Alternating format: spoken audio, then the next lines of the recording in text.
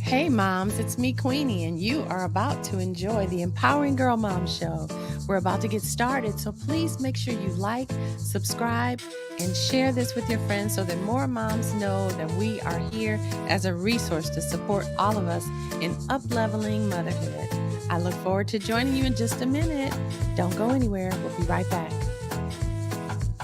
Hey moms, it's me, Queenie, and you are about to enjoy the Empowering Girl Mom Show. Hello, and welcome to the Empowering Girl Mom Show. I'm your host, Queenie Brown, certified master life and business coach, women's empowerment author, and a mentor to moms.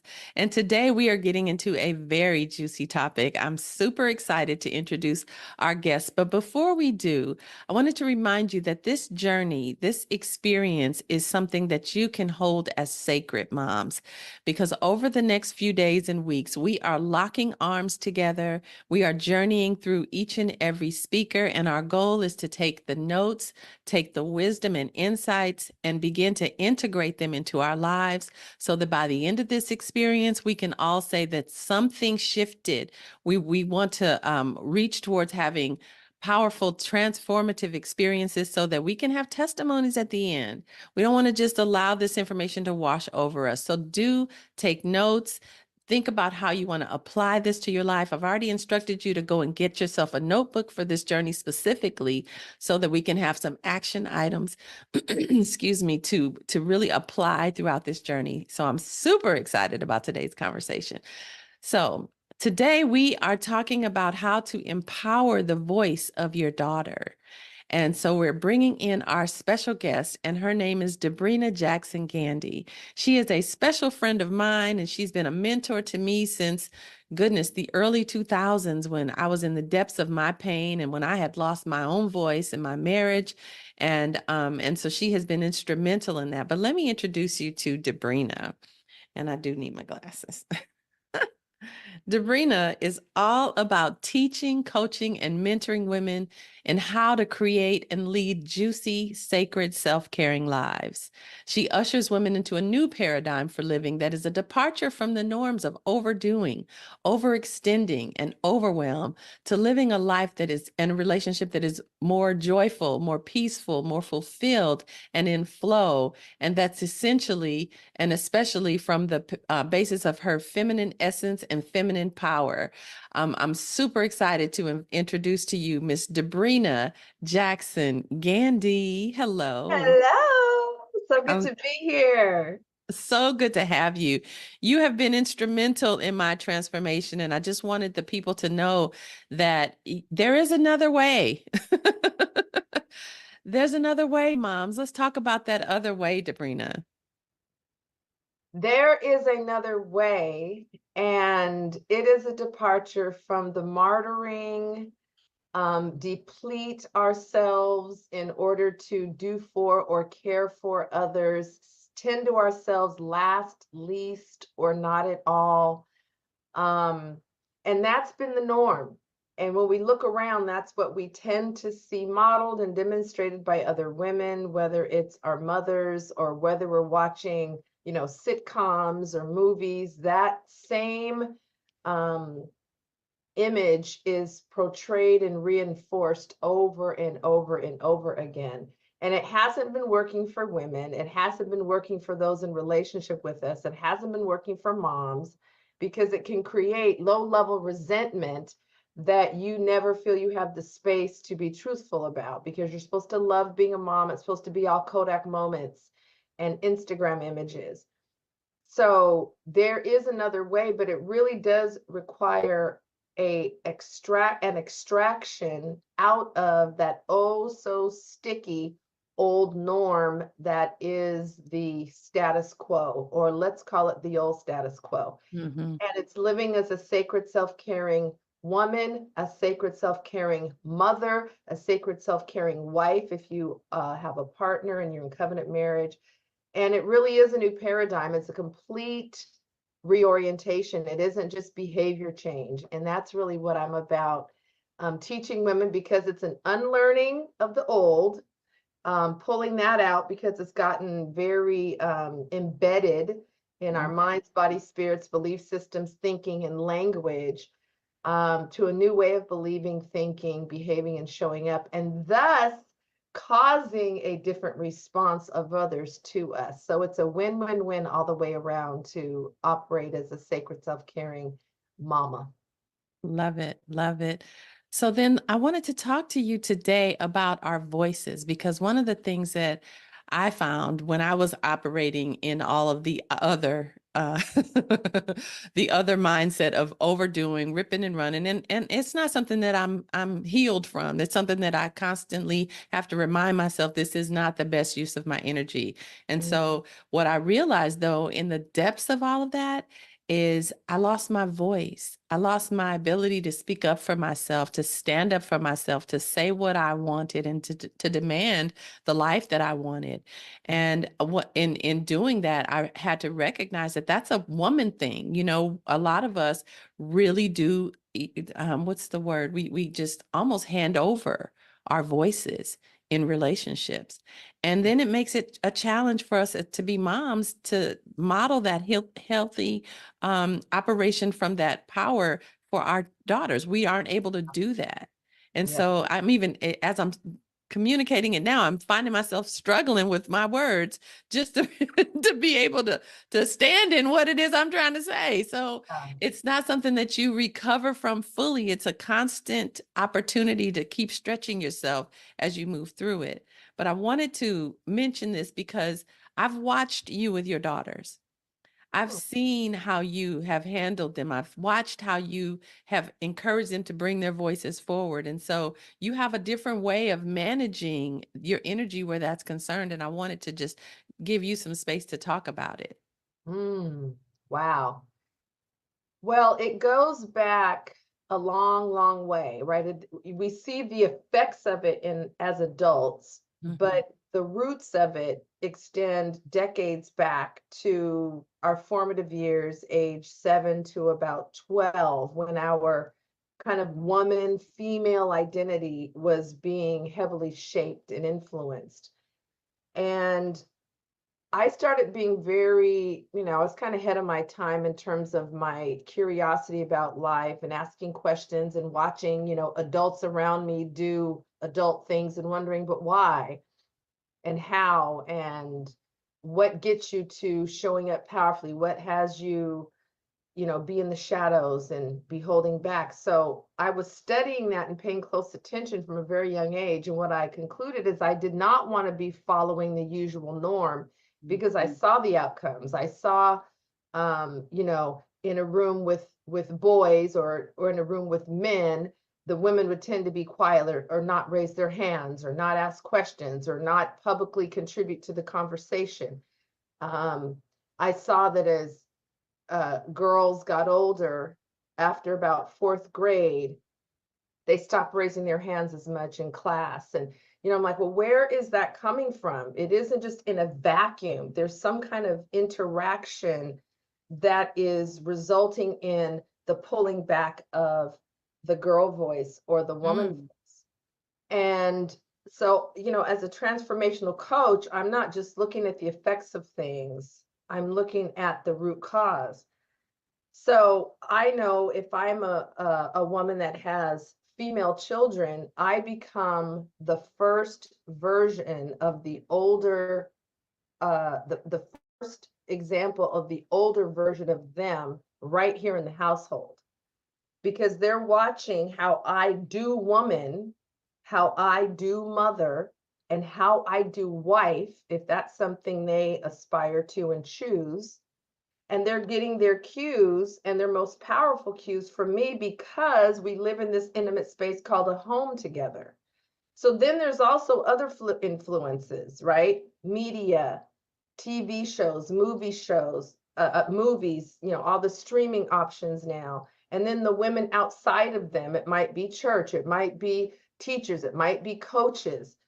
And so what are all those demonstrations supporting? And in the workspace and in the business space, we do tend to bring our voices forward. So it's only in certain spaces where we tend to see the contracting.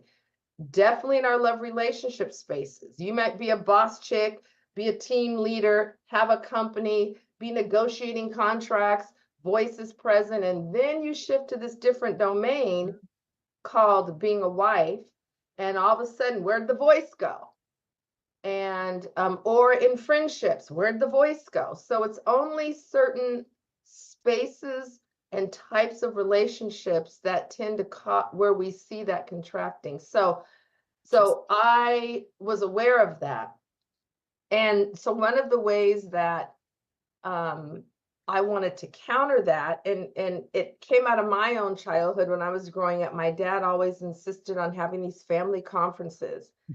And when I was growing up, I'd roll my eyes, oh my gosh, when is this going to be over? And those are the days where you had a real landline phone ring out loud, and there was no call waiting. There was not yet answering machine. So the phone would just ring and ring and ring, and they would just call you back if you didn't answer. So we might be having a family conference, and then the phone would ring, right? And as a young person, you want to answer that phone. And my dad was, we're not answering any phones. We're having this conversation. But I'm glad he didn't throw in the towel on it, because that very practice is one of the ones that I have brought to my family to help my daughters bring their voices forward. So we have meetings all the time for our jobs, for the organizations we're involved in. And why don't we think to have meetings with our family members, the ones who we cohabitate with? We live under the same roof together because we have been programmed to support relationships like that, communication, agreement in that space, only in the professional workspace. So it was quite genius what my dad modeled, and we had to participate in. We all had a chance to share. We all were listened to. We sat in a circle. In that case, it was, when I was growing up, it was around my dining room table, which was a circle. But in our family, we would sit on the floor in a circle. So we all equalize. There's no head of the table, or we all are on equal ground here, and our voices have the same weight. So those family conferences were a tool and a space where they got to be listened to with the same attentiveness as the adults. And there was no age differential. You're an adult, you're being listened to. You're a child, you're not being listened to. It's like we all have equal respect and being listened to. And then they also, and then you had to just practice verbalizing something, right? There's no I'll pass. No, every family member will have an opportunity to share, and there's no judgment on what you're sharing. There was some structure, but there was no judgment on what you were sharing. So and I can go into, what did the family, conference consist of, and how did you conduct it? How long was it? If you want me to, I would love to, please. But yeah, that family conference, those family conferences that started, probably, we started having those when they were probably 7 or 8, something like that. And they've continued. And we still have them now, though they're adults. The daughter lives out of state, and so we bring her in via FaceTime so that she can be present for the family conference. Over the holidays, we get together. We're all here together, so we have a family conference. So we still do it. The structure, or the prompts have changed because now we're all adults, but the concept still remains. So yeah, that was one of the primary tools that we used starting early to help them learn how to bring their voices forward and know that their voices matter. Wow. As you mentioned that, I'm reminded that my mother tried to do that with us when we were kids. And there was something in me that just didn't feel safe to speak during those meetings. And looking back, I understand why. I had dealt with some molestation, and obviously when things like that happens and your child won't speak up, that's a red flag. As moms, we can start to probe and find out, well, why? And maybe it might be that venue that the child doesn't open up in, but maybe offline, mom can reach into her heart and figure out what the deal is.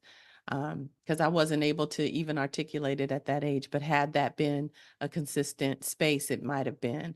So moms, that's for you. You power moms who are really trying to connect to your daughter's hearts and to recognize when things are showing up that maybe are telltale signs of other problems. Use this as an opportunity.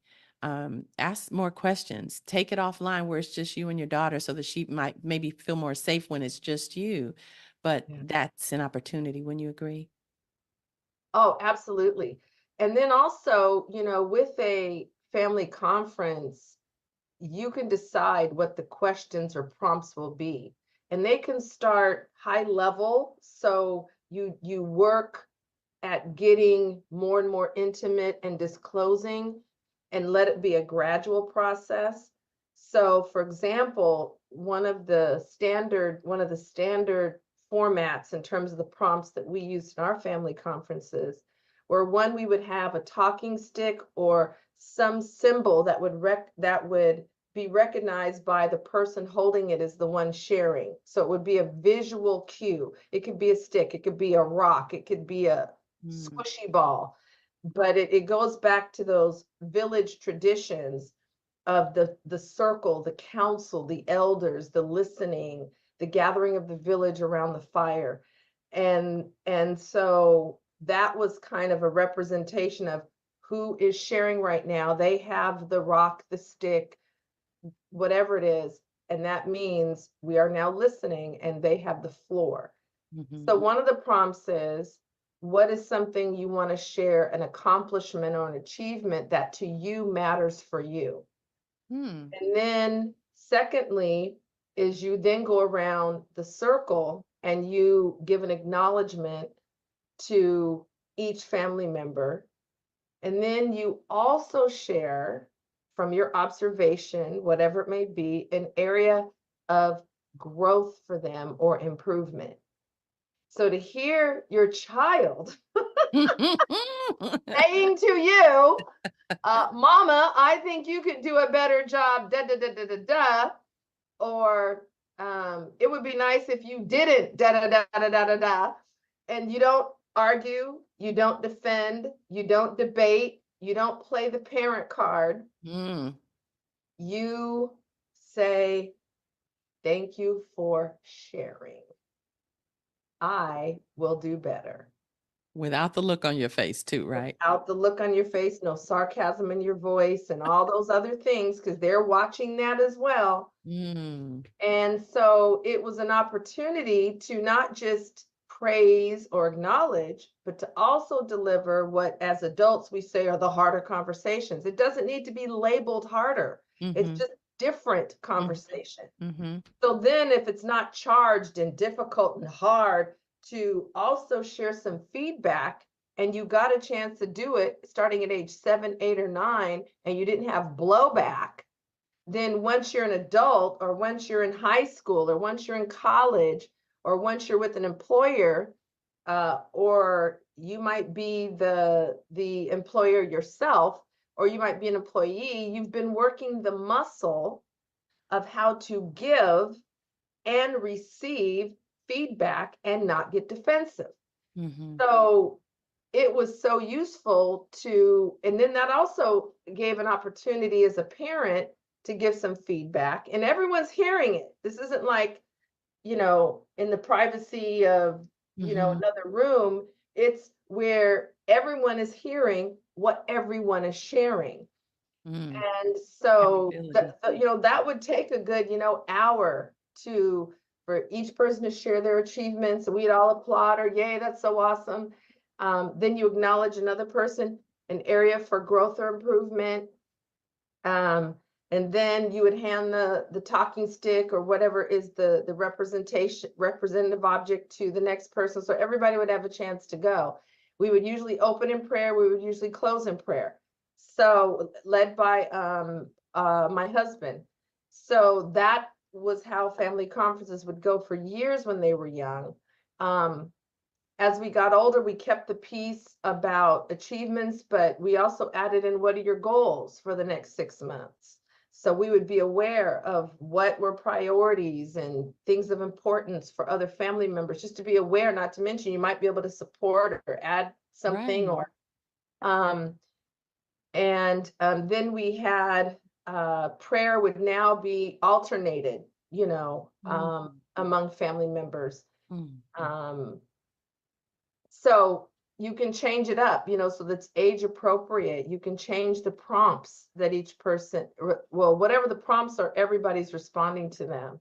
mhm. Or you might add in there where you ask each person, what's an area you're working on improving or growing in? And you get to hear what they think from their own self perspective. So it's really rich. And Mm, it doesn't have to be, this huge, filleting myself open to share, things that I've kept in the dark. It can start higher level, easy, light stuff, you know, and then as connection and trust continues to build, then you can get to, um, the more intimate mhm, topics if you choose. mhm. But I see as they were growing up, the difference it made. Um, it's amazing. And even now as adults, I watch my youngest daughter as she interacts. She got out of college during COVID, so 2 years ago. She's in her second kind of full-time job. And watching how she brings her voice forward with with her boss who owns the whole company. Mm, It's amazing. I was, overhearing a Zoom call the other day, and apparently there's somebody that's out of town for an extended period of time in Europe. And so a lot of his responsibilities have fallen on my daughter, in addition to the other things she was already doing that were already had her almost at capacity. mhm. So instead of her just taking it and sitting there stewing in it and talking Right. about it when she's off the call, I can't believe that I heard her say. So I need to know what the priorities are because this puts me over my capacity. Wow. Wow. 26, Like, I need to remember that statement. 26, saying that. Wow. And I then heard the response, okay, well, we can adjust some things and here's what's now and here's what we can move out to later. And Wow. but I heard her say that. And she's the youngest one. And two of our daughters are in serious, committed love relationships with fabulous Black men, quality, high value Black men. It's beautiful. And Wow. watching how they interact and then sharing conversations they've had, I'm like, you said that? Yes, I let him know, da da da da da. No attitude, staying in their feminine center, not wringing their hands. How do I say this? What I mean, bringing their voice forward. One of the youngest daughter, her boyfriend, well, both the boyfriends are sprung, which is just so cute. Both of them are just both boyfriends sprung, nose open. And so my youngest daughter's boyfriend, he started having this conversation about, living together. And my youngest daughter said, well, a couple things. I'm looking to, I live with my parents right now. The next place I live will be on my own. I haven't had that experience yet. So I'm not going from my parents' house to then living with somebody. Ooh, girl, that's That's smart. down the road. And she goes, secondly, for me, I would not even consider us living together unless I was engaged to you. And it's a little too soon for that. We just became boyfriend and girlfriend 4 months ago. Wow. So, Wow. You uh, gotta set some whoa. boundaries, girl.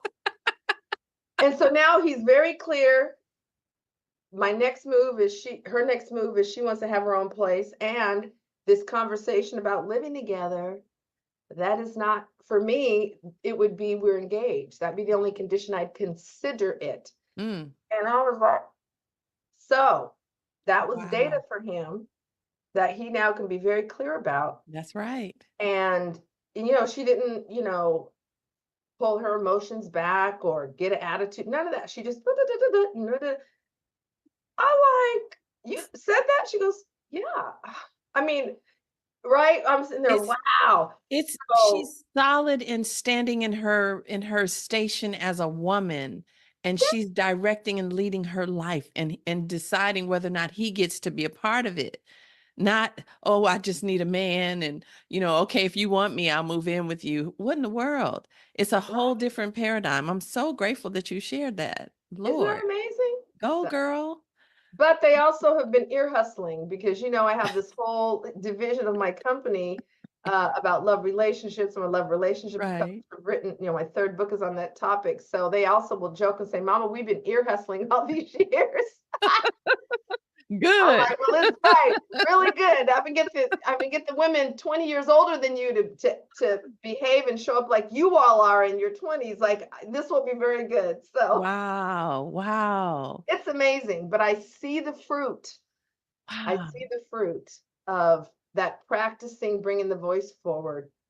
And So I can have stories and stories in school with teachers, with mm. coaches. I mean, just whoo, yeah. So that take now let's go back to the conversations, the family meetings, because for a lot of moms, it's going to be a struggle for them to sit and hear their daughters giving them feedback. It's going to be a challenge to have someone point out their flaws when nobody is ever doing that for moms. We don't allow it, most of us. We don't give space for that type of correction. So what would you advise these power moms? How would you advise them to manage themselves in the midst of receiving that kind of feedback? Well, the good thing is every family member is experiencing the same thing. So it's not Mhm. like, okay, daughters or children, give feedback to your parents or your mom. It's everyone is experiencing the same prompt. So no one's getting singled out or picked on.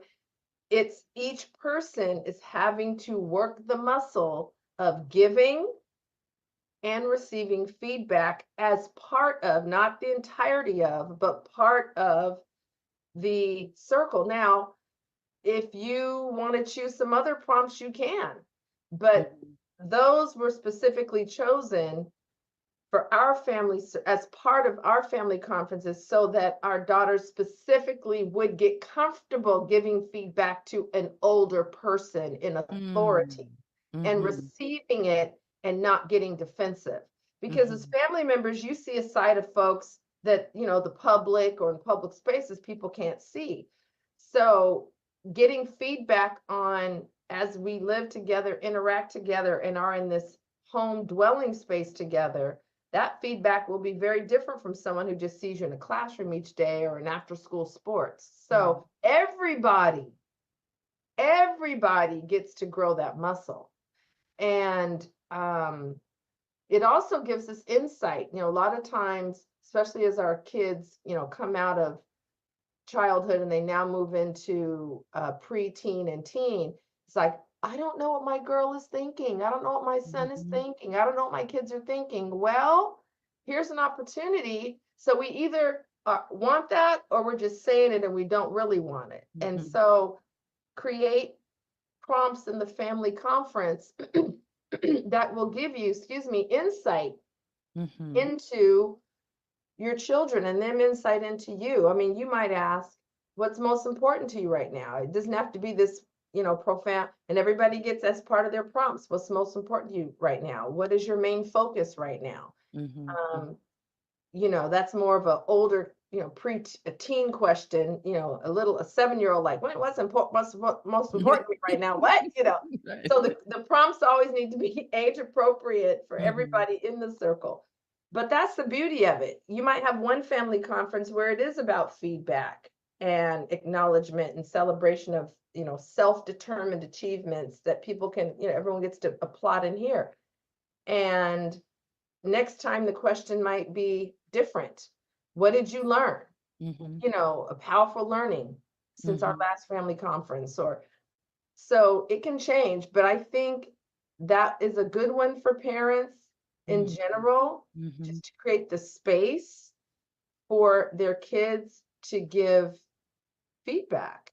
but Yeah. it's also to acknowledge. You noticed I had both in there. Right. It wasn't just one or just the other. Um, and as adults, it is amazing to me how challenged people are with giving feedback to other folks. They'll just, oh, I'm not going to say anything. If I could get $10 for every time, I've heard Mm. that. Or when I ask, did you say something? No. Mm-hmm. So if that muscle had Mm. started to be developed at age 7, 8, 9 for a girl, then as an adult, it's not a thing. And people will Yeah. say to me, oh, Debrena, you're so good at having um, courageous conversations. I'm like, let's take the word courageous off of it, making it be this extra hard conversation that needs all of this moxie just to get some feedback. Like, calm down. Stop making it be like this huge thing. You know, even Right. our language, challenging, courageous conversation. Stop it. You Mm-hmm. know, it's a conversation with a certain nature of communication. Now, Mm-hmm. there's effective ways to do it. So the chances of it being received are higher. Mm-hmm. That's the whole point. You want it to be received. So it isn't just, here's what I'm going to say. It's like, well, hold up. How do I say it so this person receives it best? Right. Um, Then so you also yeah, have that filter of mommy guilt. You have that mommy shame that a lot of moms feel. They feel guilty or ashamed of the way they've shown up as moms, or for having brought the children into situations that have maybe not worked out the best. There's a lot of moms who are not necessarily recognizing that there's room to forgive themselves, and so they put up a wall. And so what would you recommend? How would you advise a mom who is ready to start having these types of conversations, but looking through the eyes of her own inadequacies as a mom? yeah. Um, well, that's not my own experience, mommy shame or mommy guilt, but those are powerful low-level emotions. Very powerful because they have a very low and slow frequency. And you either have to clean and clear them out of your system, or if you are more spiritually mature, then you transmute them. So forgiveness work is an opportunity. I call that healing 101. There's so many powerful healing modalities, which is different from therapy, which is different from counseling. Healing has its own distinct characteristics. So healing 101 to me is forgiveness work, which is really personal liberation work. And so in a family conference circle, for example, you may become maybe painfully aware of some areas to heal because you're defensive, or it felt like you just had a very sore bruise poked. Mm-hmm. Um, or you may be surprised that you were able to hear it and you didn't get defensive. Mm-hmm. Um, but when we hear feedback about self, it really is a good gauge for us to see what is still unhealed or sensitive or an active hot button. Because when we've healed something, we hear it like yet more words, not like Mm-hmm. personal attack, not like Right. personalize it, not like trap it. And so just like I could say the sky is blue, we don't get all activated and worked up. Mm-hmm. So can we get to that point where we're hearing feedback where it's words that are giving us data Mm-hmm. versus that's an attack and how, so it lets us know also where we have personal healing work to do. And 99.9% of us have major healing work to do because we haven't done any. Zero. That's right. We haven't done it in church. We haven't been led through a process in church where, as a spiritual space for transformation, which is what the Bible's message is all about, Right. is transformation. But we haven't been doing transformational work in church. It's just the darndest, craziest, Imagine that. hypocritical thing. I mean, it's crazy. So we haven't been doing healing work in church. We haven't been doing it in our book clubs. We haven't been doing it in our soror meetings. Where has it been? We haven't been doing it in our personal life. We haven't been doing it in our workplace. We haven't. So where has it been occurring? It hasn't.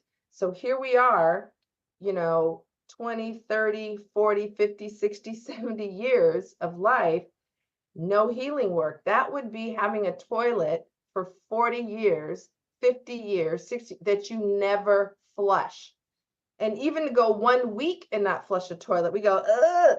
So now Mhm. imagine decades. So Mhm. what kind of emotional poop has built up in our minds, bodies, spirits, and wounds as women? We hold a lot in that spiritual space that's built into the female body design and female human design. So it's it's a big deal because it isn't just about, oh, I got activated or I have mommy shame, mommy guilt. Okay, knowing it is not enough to Right. clear it.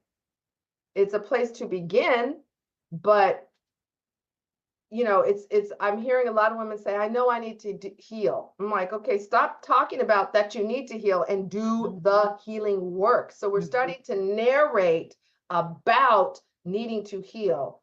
Mhm. That's the new 2024 thing I've noticed is going on. Like, oh, to admit that I need to heal is this. That's a beginning. That Right. is square one. You Right. just stepped up to the starting line. Mhm. And so don't confuse stepping to the starting line with running the race. And so this talking about healing, we somehow think it's the healing work. And it's Mhm. not, but it is a beginning. Mhm. So anytime you have brought a whole human through your body and you are raising a whole living soul, then there is going to be healing work Absolutely. from our own journey from Mhm. daughter to mother, Right. and then our journey as mother of another female soul. Mhm. And so it's ongoing. Uh, Right. and the things we don't heal, here's the deal. The things we don't heal, we pass on to our daughters. They don't go away. Mhm. That's what generation, I don't call them curses, generational patterns Mhm. Mhm. are patterns that aren't necessarily healthy, that didn't originate with a person. They were inherited, they were passed on and along. Mhm. So power moms, we have a chance to be where the buck stops Yes. and to create a new pattern, and not the one maybe that we inherited or were brought up in by mothers that didn't know better, mothers that didn't know about healing work, but they were going to church. Mhm. um, so, and healing work is up for everybody right now, because in this country we haven't been doing it. We have a materialism ideology, so there hasn't been value or credence given to the spirit, and we've ignored it. And now we have mental issues, uh, relationship breakdowns, Mhm. financial breakdowns, fentanyl crisis, homelessness, and all these things that start as spiritual issues, and now they're plaguing our culture. And the only solution is a spiritual solution, in my estimation. Mhm. And I agree. personal healing work equals collective healing. And that's the only way it happens. Now, it can be done in a group, but the healing itself is still a personal experience, whether it's done individually or in a collectively, in a collection of people. So that's up for all of us, not Yeah. just mamas that may be dealing with some mama guilt and mama shame, Right. which is not uncommon, by the way. Yeah. And the truth is that we really are the first generation of women embracing the whole concept of healing. Our mamas didn't have, think about the stigmas around therapy before this generation. People Yeah. didn't go and tell their business. They didn't want to talk and put it out there. It was frowned upon to even share that you were going through anything. And Mhm. so now that we are in a more liberated posture as women, we can actually talk out loud about our pain and really process and heal through things. We need to make it a collective effort that all of us make the decision today. I am no longer going to carry my wounds as badges of honor, but instead I'm going to step into a space of recognizing that I can take ownership of my healing, and I will do that. I will make those deliberate choices. I will allow myself to forgive. I will allow myself to look in the mirror and see myself the way God sees me, not in a critical, judgmental space, but honoring the fact that I moved through whatever I had to move through and grow through to become the mom that I am today. And my daughters need me to heal. They require that I step up and focus on my own heart healing. Yes. So Mm. I'm so grateful for you. Go ahead. As you were sharing, yes and yes, and as you were sharing, a thought came to mind, and it's something that I recently did. Our daughters are 30, 28, and 26. I think I got that right. Um, and I realized that I had never asked the maker of me, who allowed these children to come through my body as the portal to earth, and I was thinking of my oldest daughter when I asked this question during my prayer time, why did this soul, this incarnated soul in the name of my daughter, choose me as her mother, this earthly existence? I'd never asked that question before. I've asked, how can I be a better mother? How do I handle a situation? But I never said, why did this soul choose me as the medium for coming into this lifetime? Wow, that and the answer that came through during that prayer time in the meditation receive portion of my devotion time, it was a perspective different from other versions of asks that I had put forward. And so what an honor to be the portal, Right? for every living soul that ever came to planet Earth, including Jesus. Mm-hmm. God decided to bring him through a woman's body too. Yes. Wow. So we have started to demean and diminish that in this culture. But what's so awesome is we have not found, with all of the changes in gender identity and transgender and pansexual, but can you bring life through your body? That part. Can you bring life through your body? Do you have a uterus? Mm-hmm. And that man has not been able to recreate yet. Mm-mm. And that is uniquely of woman. And so I identify as, okay, that's beautiful. Do you have a uterus? Right. Some things have not been able to be recreated with our technology, and with all our advancements. And you may, have had your uterus removed, but it's still a feature of the body of woman that is not built into the body of man. Mm-hmm. It's unique. We both have liver and kidney and pancreas, and we share all those organs, but there's an additional feature in us called the uterus that is not in the male design. And it's unique, it's powerful, and it's part of the co-creation process for every living soul. So let us re-honor Yes. what it means to be chosen as Yes. mother. Yes. It's not easy. It will stretch you. It's a continual growth opportunity, but it is a sacred honor. Yes. And let us remember that in all of the growing and the stretching and the challenges that can come with it. I'm still growing, mothering adult daughters, different deal than Right. little girls under 10, where I'm trying to, pop barrettes and the twists and the plaits and, so Wow. it's an adventure and a journey. And I'm so grateful for you offering this space for the kinds of conversations that we often don't get to have about this sacred privilege Yes. of being a mother. Yes. Yes. Well, I'm grateful and honored to have had you here. I am overflowing. This is just so good. So you have a special gift that you wanted to offer to the Power Moms. What would that be? Yeah. Well, we are talking about a new paradigm, as you mentioned earlier. So when we talk about the sacred self-caring woman's lifestyle, that was really a central theme from my very first book, Sacred Pampering Principles, that I'm so glad is still selling like hotcakes and now in audio form, over 25 years later. But it really is a new paradigm. It isn't just tips and techniques. And so the Sacred Self-Caring Woman's Toolkit begins, keyword begins, to increase the awareness of power moms about what is this sacred self-caring thing. Debrena Jackson Gandy was talking about. It starts in the toolkit with a self-assessment to see, are you really living in more of a strained life or a juicy life? And then you also get a legend based on your answers emailed back to you. Then there's also 25 affirmations to live by. So 5 life areas and affirmations for each, recorded by yours truly, with your help and assistance, Queenie, with the beautiful, relaxing music in the background.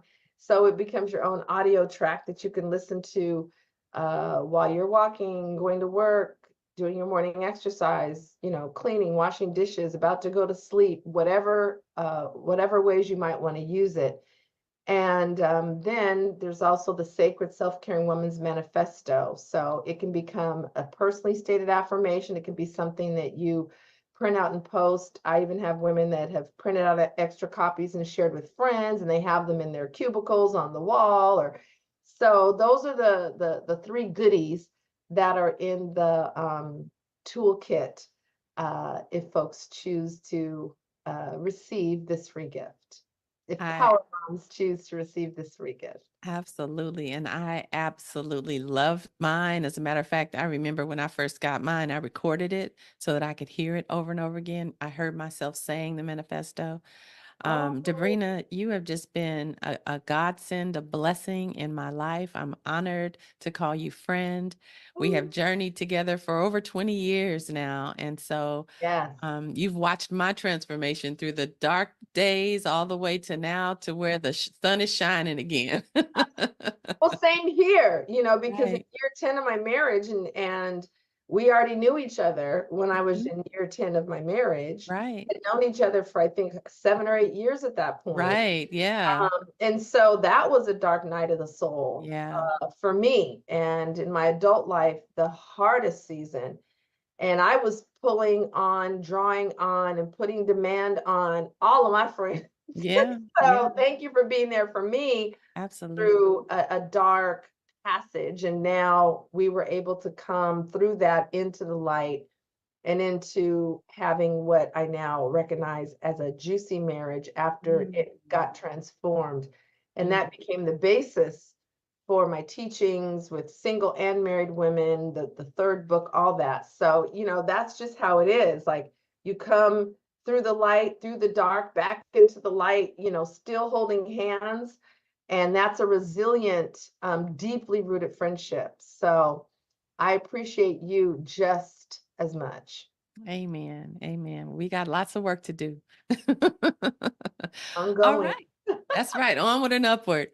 So Yes. thank you so much for joining us today. To find Debrena, you want to go to milliondollarmentor.net and embrace all the yumminess that she has laid out for you there. She is a powerhouse in her own right, and I highly recommend all of her books and her teachings. It will change the way you see yourself and the possibilities for your life. So thank you again, Debrena, for joining us today. We appreciate you more than you know. Oh, my pleasure. Truly, truly. Wonderful. All right. So, Power Moms, make sure you take your notes. What are you going to implement and add to your new program? I'm definitely going to implement the new family conferences. I'm going to think about some prompts that I can do with an 8-year-old and an 11-year-old. And then I'm gonna look at how I receive the feedback and identify if there are areas that I still get to shift into to become more comfortable with receiving it myself. So I will be updating you guys on that process. But Debrena, one last thing. we are having a speakers roundtable on May 30th at 1 p.m. Pacific Standard Time. If you are available, I would love to invite you to join us. If you're not, I understand, but this will give our audience the time and the ability to actually ask you questions, and we can connect to them one-on-one. So if you're available, Thursday, the 30th at yes, 1. at 1 p.m. Pacific, yes. I think that can work. Okay, wonderful. Wonderful. So if you have questions for Debrena, make sure you put them in the comments, put them in your notebook, and join us on the 30th. And thank you again for joining us today for the Empowering Girl Mom Show. We look forward to seeing you again tomorrow. Be sure to share this with your friends, like, subscribe, and make sure that you invite your friends to go to www.empoweringgirlmoms.com to learn more. All right. God bless you all. We'll see you soon. Take good care. Bye-bye. Hey, family. Thank you so much for watching. Oh my goodness. I could just watch that over and over again. It's blessed me so, and I'm so grateful for that opportunity to chat with Debrena. If you all have any questions for her, make sure you put them in the comments so that we can get them over to her. And then on the 30th, we're all going to get together. But before we go any further, I just want to say this was a deep conversation, and it opened up a lot of doors that we kind of need to touch on. We need to talk about the heart wounds that we are carrying as women. A lot of times when we're hurt or when we go through trauma or drama, we just tend to tuck things under the rug because we don't have time to deal with it in the hustle and bustle of just being a mom. But if you don't deal with what you've put under the rug, that rug will continue to grow, and will eventually take over your room, take over your house, and it'll bleed into relationships, and it'll impact your money, and it'll impact your health, and all kinds of things will go sour because you still have a lot of healing to do. And so I want to open myself up to have some conversations with those of you who are ready to go further. You want to begin the process of doing that heart work that we talked about. We talked about making a deliberate choice to take on your healing. And it begins with forgiveness. It begins with being able to look in the mirror and take feedback and learn how to stretch and grow in your life. And so if you're ready to take that step, I want to invite you to put in the comments, I'm ready. And then I'll reach out to you. We can have a conversation. I've got some things that'll definitely bless you, but you got to be willing to take the first step. So I'm inviting you to do that now. And if you haven't already, go to www.empoweringgirlmoms.com so that you can get in the loop. This is one of many interviews that we've done over the last few weeks, and they have been incredibly powerful. And so again, we are locking arms, and we are taking on all of this information so that it can help fortify us as moms and strengthen us so that we can become more powerful mentors for our daughters. All right. So again, put I'm ready in the comments if you're ready, and make sure you share, like, subscribe so that you don't miss another interview. They are only getting better and better. And be sure to chat with us when we're while we're growing through this, because this is a journey that we're taking together. All right. All right. Thank you so much again. I appreciate you watching, and I will see you all tomorrow. Be blessed. Bye-bye.